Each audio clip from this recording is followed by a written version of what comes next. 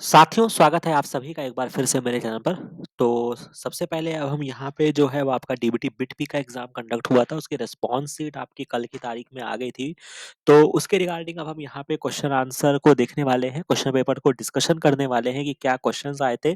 और चूँकि जैसा कि आपका जो नेक्स्ट एग्ज़ाम है डीबीटी जेआरएफ है और मेरा ऐसा हमेशा से ये कहना रहता है कि जब भी आप अपनी तैयारी को कर रहे होते हैं, ठीक है? तो कौन एजेंसी आपका एग्ज़ाम कंडक्ट करा रही है और इवन वो एजेंसी और कौन-कौन से एग्ज़ाम को कंडक्ट कराती है, उस पे आपको नज़र बनाए रखना चाहिए। तो उसी के क्रम में अगर मैं डीबीटी जेआरएफ की अगर आप तैयारी कर रहे हैं, तो आपको डीबीटी और कौन से एग्ज़ाम्स कंडक्ट कराती है, उस पे आपको ध्यान रखना होगा क्योंकि वहाँ के क्वेश्चन्स जो होते हैं, वो कभी-कभी रिपीट हो जाते हैं। उसमें अगर डीबीटी ने आपका डीबीटी बिट-पी जो कि आपके एमएससी के बाद का एग्ज़ाम है, तो इस पर भी आपकी नज़र बनाना बहुत ज़रूरी है।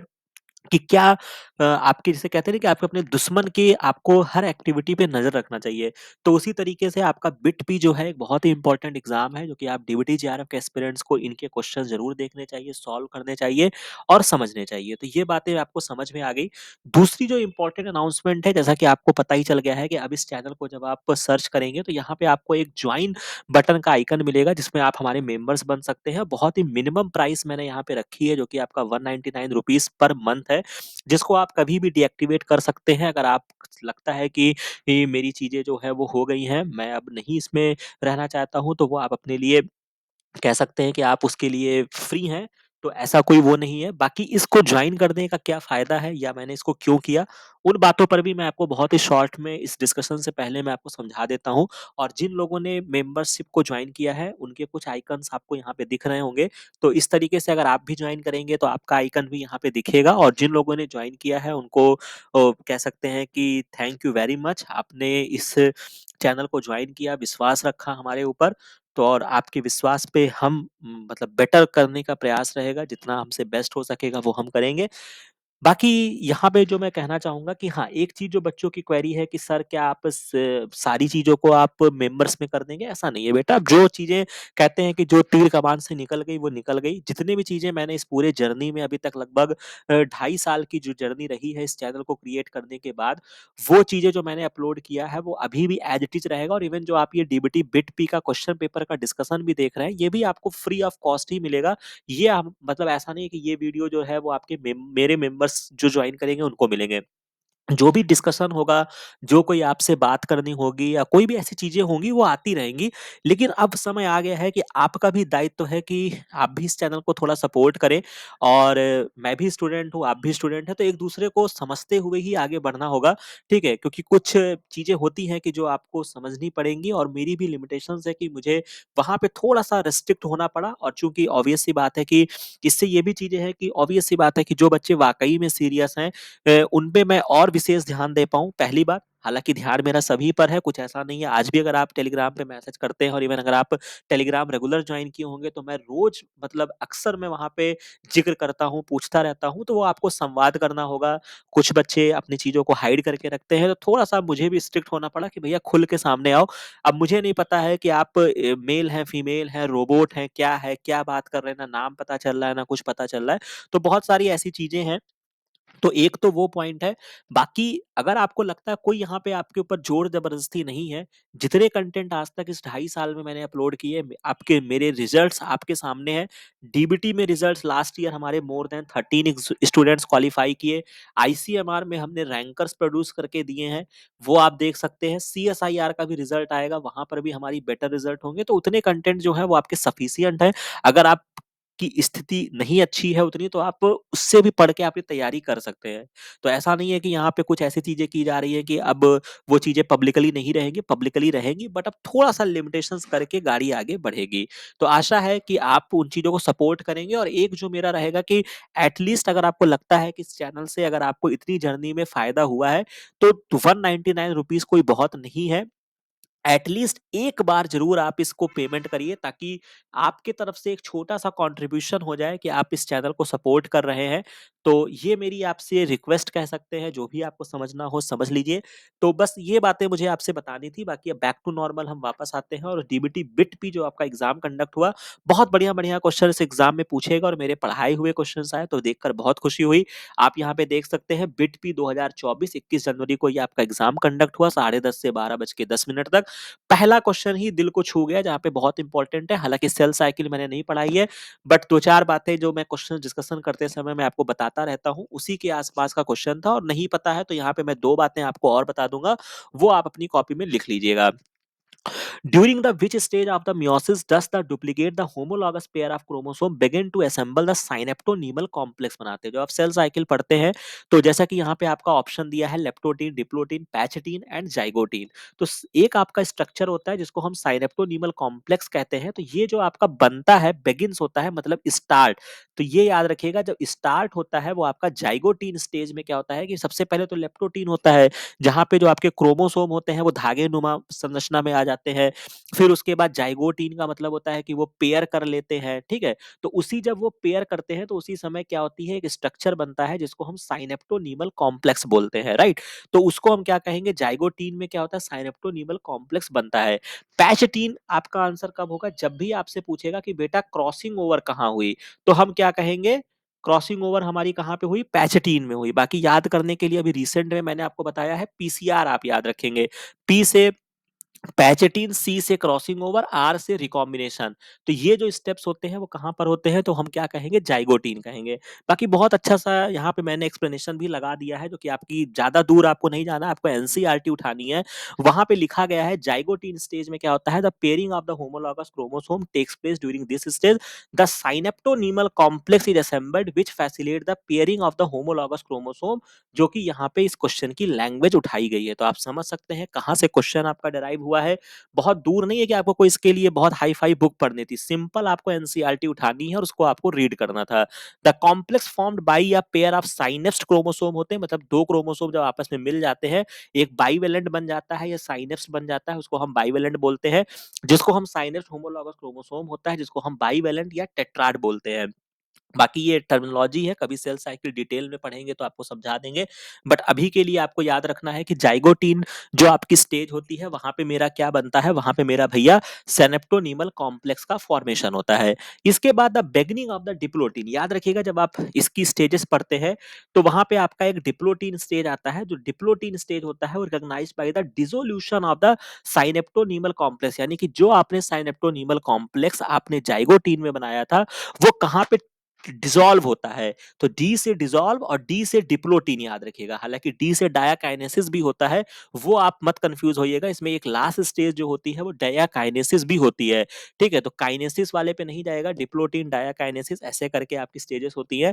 तो डिप्लोटीन पे आपको टिक करना रहेगा। तो डिप्लोटीन याद रखिएगा जिसमें आपका डिसोल्यूशन होगा and the tendency of the recombinant homologous chromosome of the bivalent separate हो जाते हैं accept at the site of crossing over. मतलब जब ये सेपरेट होते हैं, जो कि अभी हमने सीएसआईआर का क्वेश्चन पेपर डिस्कस किया था, वहां पे मैंने ये बात आपको बताई थी कि जो अब क्रॉसिंग ओवर हो जाती है तो जो आपका क्रोमोसोम होता है, मान लो कि क्रॉसिंग ओवर हो गई, सपोज दैट हाइपोथेटिकली मान लो कि ये आपका क्रॉसिंग ओवर हो गया दोनों क्रोमोसोम में, सब जगह से ये अलग हो जाते हैं ये दोनों क्रोमोसोम, लेकिन एक जगह पे मान लो कि यहाँ पे अलग नहीं हुए, तो ये जो एंगल होता है, मान लो ये जो पॉइंट होता है, वो हमें क्या बताता है, वो एक एक्स शेप्ड का स्ट्रक्चर होता है जिसको हम चियास्मा बोलते हैं, ठीक है, चियास्मेटा बोलते हैं। और चियास्मेटा इस बात को बताता है, कभी भी आपसे एग्जाम में नेक्स्ट टाइम पूछा जाएगा कि चियास्मेटा क्या इंडिकेट करता है, तो चियास्मेटा इस बात की पुष्टि करता है या इस बात का प्रमाण देता है, ठीक है, या इस बात को कह सकते हो कि आप प्रूफ करता है कि, या इस बात की पुष्टि करता है कि क्रॉसिंग ओवर जो है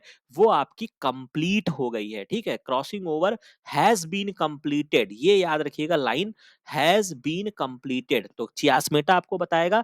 और यही स्टेज होती है उस site of the some vertebrate में diplotene can last for month या ईयर तक रहती है। जब आप फीमेल्स में जब आप जाते हैं, जो उनकी ऊ साइट्स होती है वो बहुत समय तक डिप्लोटीन स्टेज में रहती है। तो जब आप रिप्रोडक्टिव बायोलॉजी पढ़ेंगे तब आपको डिप्लोटीन का कनेक्शन किस तरीके से होता है वो आपको समझ में आ जाएगा। तो बस आपको जो 3-4 बातें मेरे इस क्वेश्चन से समझाने से आपके लिए था वो मैं आपको बता देता हूँ। तो उसको बहुत ही अच्छे से मैं आपको समझा देता हूँ। तो सबसे पहली बात, ज़ाइगोटीन में मेरा साइनेप्टोनीमल कॉम्प्लेक्स जो होता है वो मेरा ज़ाइगोटीन में बनता है, वो मुझे याद रखना है। और डिसॉल्व कहाँ पर होता है वो मेरा डिप्लोटीन में होता है। बस इतनी बातें मुझे याद रखनी है। और एक जगह पे वो जब वो डिसॉल्व होता है, मतलब जो आपका साइनेप्टोनीमल कॉम्प्लेक्स होता है वो केवल चियास्मा वाले पोजीशन पे नहीं हट पाता है। और क्यों नहीं हट पाता है? क्योंकि वो एक आपका एक्स शेप्ड स्ट्रक्चर होता है और वो इस बात को प्रूफ करता है कि यहाँ पे क्रॉसिंग ओवर हुई है। और इन द ऊ site of the some vertebrate जो आपका डिप्लोटीन स्टेज होता है वो आपके कई महीनों या सालों तक रहता है। तो ये आपके लिए इंपॉर्टेंट है, आगे से याद रखिएगा। तो अगर इसी क्वेश्चन में मैं इसको बदल दूं और मैं कहूं कि during the which stage of meiosis other duplicated homologous pair begin, नहीं, अगर इस वर्ड को मैं डिसॉल्व कह दूं, कहां पे ये आपके डिसॉल्व हो रहे हैं, तो आप क्या आंसर करेंगे? तब आप डिप्लोटीन कहेंगे। वैसे क्या कहेंगे? जाइगोटीन कहेंगे। बाकी पैचटीन कब आंसर होगा? जब क्रॉसिंग ओवर होगी। ठीक है, बहुत अच्छे से मैंने समझा दिया है, इसको याद रखेंगे। इसके बाद आपका नेक्स्ट क्वेश्चन जो कि बढ़िया क्वेश्चन पूछा गया, which of the following product is made by during incident mayor of glycolysis. हालांकि ग्लाइकोलिसिस का नाम ही ले लिया है, बाकी ग्लाइकोलिसिस का दूसरा नाम जो होता है वो इम्बिडेंट मेयर हाफ और पार्नस, ये आपका ईएमपी पाथवे भी इसको बोला जाता है। और इसका जो मेगा रिवीजन हमने किया, हालांकि समय है जहां पे अब हम नेक्स्ट पार्ट में हम कोशिश रहेगी कि मैं आपको कार्बोहाइड्रेट की मेटाबॉलिज्म भी मैं आपको डिटेल से पढ़ा दूं। राइट। तो प्रयास वहां पे रहेगा। बाकी जो इसका मेगा रिवीजन हमने किया था वहां पे मैंने इस चीज को चर्चा किया हुआ है। तो ईएमपी पाथवे जो होता है ग्लाइकोलिसिस का, जो आपका एंड प्रोडक्ट होता है वो आपका पायरुवेट होता है। तो ये आप याद रखेंगे। और एक चीज जो मैं आपको बार बार बताता हूं कि जब भी पायरुवेट की बात आती है तो आपसे ये भी पूछा जा सकता है कि ये कितने कार्बन का कंपाउंड है। तो पायरुवेट जो है वो मेरा 3 कार्बन का कंपाउंड है। इसके बाद जो आपका पायरुवेट है ये कितने मॉलिक्यूल बना था? तो ये आपके 2 मॉलिक्यूल ऑफ पायरुवेट बनता है। और ग्लाइकोलिसिस आपसे पूछा जाता है कि कितने स्टेप की रिएक्शन होती है? तो मैं कहूंगा कि 10 स्टेप की रिएक्शन होती है। बाकी कभी इसको डिटेल में भी हम समझ लेंगे। इसके बाद एक आपका बेसिक क्वेश्चन जो कि आपके पीएच, बफर सॉल्यूशन, इन सब से आपका बहुत क्वेश्चंस एग्जाम में पूछे जाते हैं। और खास तौर से आपका डीबीटी के एग्जाम में, जो कि मेरे ऑलरेडी वीडियोस पड़े हुए हैं जहां पे हमने बहुत सारे पीवाईक्यूज में हमने क्वेश्चंस की चर्चा की है कि किस तरीके से आप स्टॉक सॉल्यूशन वगैरह की प्रिपरेशन करेंगे। तो वहां से क्वेश्चन आपका ये ड्राइव हुआ है कि एक आपका सोल्यूशन है जिसका पीएच 5 दिया गया है। कह रहा है कि ये आपका कितने टाइम्स जो है वो आपका ग्रेटर देन एसिडिक या बेसिक है सोल्यूशन विद द पीएच 7। अब यहाँ पे 2 ऑप्शन दिए गए हैं, मतलब 4 ऑप्शन है, जिसमें 2 ऑप्शन पे एसिडिक एसिडिक बोल रहा है, एक में आपका बेसिक बोल रहा है। तो पीएच का कॉन्सेप्ट ही यही था कि जितना वैल्यू पीएच की 1 से लेके जो कि आपका 14 तक था, आपको याद होगा 7 से ऊपर जो होता है ये आपका बेसिक होता है। यहाँ तक जो होता है वो आपका एसिडिक होता है और 7 जो होता है वो मेरा न्यूट्रल होता है। बाकी एक चीज मैं आपको होमवर्क दे रहा हूँ, हमेशा आपको पीएच के बारे में पता होना चाहिए कि कुछ आपके पीएच की वैल्यूज जो होती हैं वो आपको हमेशा आपके टिप्स पे होना चाहिए। एग्जाम में पूछता है जिसमें आप कमेंट करके ब्लड का बताएंगे, सलाइवा का बताएंगे, यूरिन का बताएंगे। ये 3 पीएच तो आपको पता ही होना चाहिए कि इनका पीएच क्या होता है। राइट। और इसके अलावा आपके स्टमक का क्या पीएच होता है वो भी आप बताएंगे। तो ये 4 पीएच आपके लिए बहुत इंपॉर्टेंट है। तो वहां से क्वेश्चन जो है वो आपका डराइव हुआ है। अब कह रहा है कि चूंकि ये मैंने बता दिया ना कि ये आपका क्या होगा, एसिडिक होगा, तो पहली बात तो बेसिक वाले ऑप्शंस को काट दीजिए। अब मुझे देखना है कि 5 जो है वो 7 से किस तरीके से है। तो जब आपने पीएच को, जब मैंने भी एक लेक्चर मेरा पढ़ा हुआ है, जाके डीबीटी जेआरएफ में आप देख लीजिएगा, पीएच जो होता है वो माइनस लॉग एच प्लस की कंसंट्रेशन होती है, यही तो होता है। और अगर कुछ नहीं जानते हो तो जितना पीएच दिया रहता है उसको आप क्या कर सकते हैं, 10⁻⁻5 में लिख सकते हैं, वो आपकी कंसंट्रेशन हो जाएगी। बस इसी को आपको डिवाइड कर देना है 10⁻⁻7, यानी कि 7 को आप 10⁻⁻7 लिख सकते हैं, 5 को आप 10⁻⁻5 लिख सकते हैं। बाकी मैं इसको यहाँ पे सॉल्व कर देता हूँ सुंदर सा। 10⁻⁻5, 10⁻⁻7, इसको ऊपर लेकर जाएंगे। 10⁻⁻5 जब ये ऊपर जाएगा तो इसकी जो वैल्यू होगी वो पॉजिटिव में हो जाएगी। जब ये पॉजिटिव में हो जाएगा तो ये प्लस में है, ये माइनस में है, तो प्लस का सिंबल लग जाएगा और 10⁻2 हो जाएगा, यानी कि 100 आ जाएगा। तो यानी कि ये 100 टाइम्स मोर एसिडिक है देन द पीएच 7। तो बहुत आसान क्वेश्चन मैं कहूंगा, हालांकि मतलब आसान नहीं कहेंगे, थोड़ा सा आपका बेसिक कॉन्सेप्ट लगेगा 9 10th 11 12th में अगर आपने पढ़ा होगा, बट डुएबल क्वेश्चन था तो आप इसको कर सकते थे। इसके बाद नेक्स्ट क्वेश्चन की तरफ अगर मैं आगे बढ़ता हूँ, जिसमें आपसे बहुत बढ़िया क्वेश्चन लाइगेज, जो कि हमने बायोटेक्नोलॉजी स्टार्ट कर दी है, तो वहाँ पे हमने लाइगेज के बारे में बढ़िया चर्चा किया है। तो what type of the chemical bond जो होता है वो लाइगेज बनाता है, वो आपका फास्फोडाइस्टर बनाता है। ठीक है, तो बहुत आसान question. Primary enzyme responsible for duplication of the chromosome in the E coli में कौन आपका होता है? तो ये भी हमने रेप्लिकेशन चैप्टर को पढ़ के रखा है, और मैंने आपको बताया था कि आपका पॉलीमरेज थर्ड जो होता है वो आपका ई कोलाई में जो आपका मेन रेप्लिकेटिंग एंजाइम होता है, फर्स्ट सेकंड थर्ड, ये तीन आपके एंजाइम होते हैं, जिसमें थर्ड जो होता है वो ई कोलाई में मेन होता है। और फर्स्ट जो होता है, जब भी आप जेनेटिक इंजीनियरिंग में आते हैं, आप इसको लिख लीजिएगा कि जेनेटिक इंजीनियरिंग में जब हमको यूज करना होगा तब हम डीएनए पॉलीमरेज फर्स्ट को करते हैं। क्यों करते हैं? क्योंकि इसके पास बढ़िया activity, proof reading, primer removal, ये सारी एक्टिविटी इसके पास बेटर होती है, तो हम क्या करते हैं, डीएनए पॉलीमरेज फर्स्ट को करते हैं। ठीक है, तो ये बात आप याद रखेंगे।